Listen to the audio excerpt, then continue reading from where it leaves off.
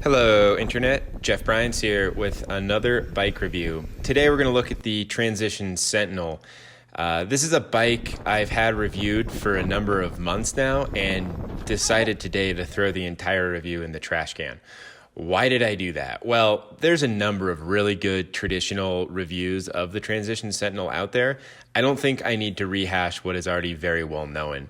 I agree with a lot of those reviews. So I'm not going to go through and do the standard thing here, but I am going to touch on some of the details that maybe weren't talked about too much in any of those reviews and discuss who the Sentinel is really for. I'm also going to talk about this under the premise that Transition probably has a new bike coming down the pipeline. I don't know that for certain, but considering their line is kind of up for revision, we've already seen the Scout get an update. I think it's assumed that we'll see a number of other updates throughout Transition's line.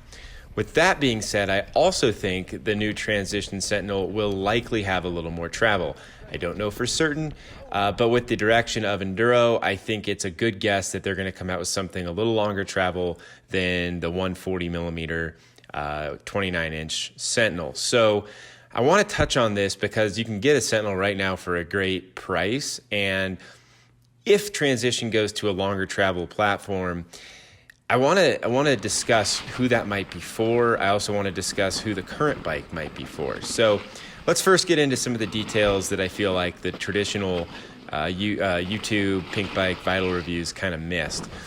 First things first, they did touch on how good of a bike the Sentinel is from a handling perspective. I totally agree. One thing that was missed, however, is the bike's going to handle differently in various sizes. So I ended up having both a large and an extra large. The large was in aluminum, the extra large was carbon. I really like the large more than the extra large. Reason is it's a more balanced bike, and I'd even argue the medium is the most balanced bike in the line. And I say that due to the ratio of chainstay to reach or front center. If you go too far on your front center and your rear center or chainstay length stays the same, it requires the rider to move their center of gravity very far forward on the bike, and this is just really challenging and tricky, or really just fatiguing to ride. Whereas with the medium, you can kind of stay in the middle of the bike, ride through your legs. These longer sizes, you're going to have to really push through your arms, move your center of gravity forward. Again, can be a little fatiguing. So with the rear center of the Sentinel as it stands right now, go down. I mean, if you're a taller guy, maybe try the large. 475 mil reach is not short. I'm 6'2", and I found it to be adequate. So that's just the first thing that I wanted to touch on, is everybody's going to have that balance. And I would say with the reduced offset fork, the Sentinel does a hell of a job giving the rider very good handling regardless of size. But if you want the best, try to stick closer to that medium size, large size. XL it was a bridge too far for me. I'm not even going to comment on the small. Second thing is rear suspension performance. So it's a good design. It pedals fairly well. It allows most riders to use the travel adequately. However, if you're an aggressive rider, if you look to jump over stuff or use every little nook and cranny, if you will, as maybe a little kicker or finding transition or whatever, the rear end can feel a little bit dead with the stock shock. I tried a Fox Float X2, the downhill shock. I actually didn't like it. I think it's even more linear and worse. What I loved was the RockShox Super Deluxe with Megneg.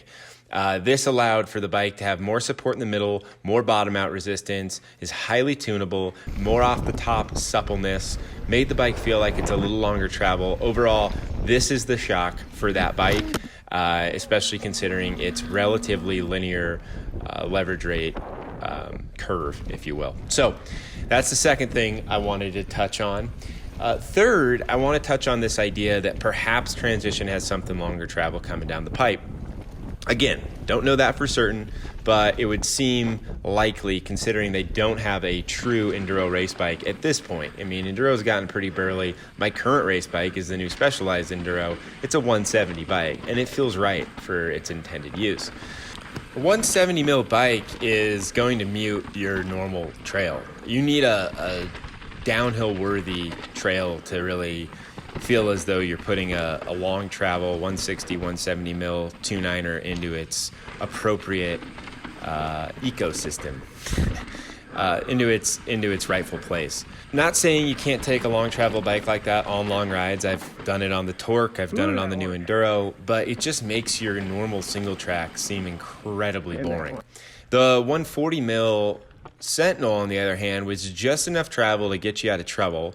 You could definitely race it and have a lot of fun. Maybe it's not the best tool for racing, but let's be honest, most of us are not professional enduro racers. And even those of us that aren't getting paid, and it's not what you do all the time. Now, yeah, if you want to go travel around and just race bikes all year, I would look to a different place than the current Transition Sentinel. However, if you are a rider who rides big rides, small rides, just want something that can do literally everything this side of full-on XC racing, the Sentinel's a really good bet. I think it's probably the one bike that fits this kind of unique, is it a trail bike? Is it an enduro bike? What do it's not really easily defined if you throw a leg over it, and that's what makes it so special. I commonly went on 30-plus mile rides. I did even race cross-country on it with light tires, though it's very much not a light bike. It rode fine. I mean, you can do giant rides on this thing, and it's really not going to hold you back. Kind of offers the best of a 120, 130 mil brawler. Like, I'm not talking cross-country bike, I'm talking like the new trail bikes, as well as kind of the get you out of crazy situations of a longer travel, maybe 150, 160 bike. So for that reason alone, I think the Sentinel is a great bike, especially quote unquote in this economy. I mean, things are getting rough around here. Maybe you can't afford a couple bikes, or maybe you just need a bike for the long haul. Transition does both of those things very, very well. In fact, one thing I really like about the company is you can order any part you want off the website without even calling your dealer or whatever. Speaking of that, I also like their model. You can buy bikes directly from their website at a really good deal, or you can go to your local dealer. They kind of have this hybrid between direct-to-consumer and having a dealer network, which I think kind of hits both spots, considering the values very much there and has always been there for a Transition. Finally, I don't mean to be biased, but it's just a great group of guys. They all ride with more passion than 99.99% of the people that own a mountain bike.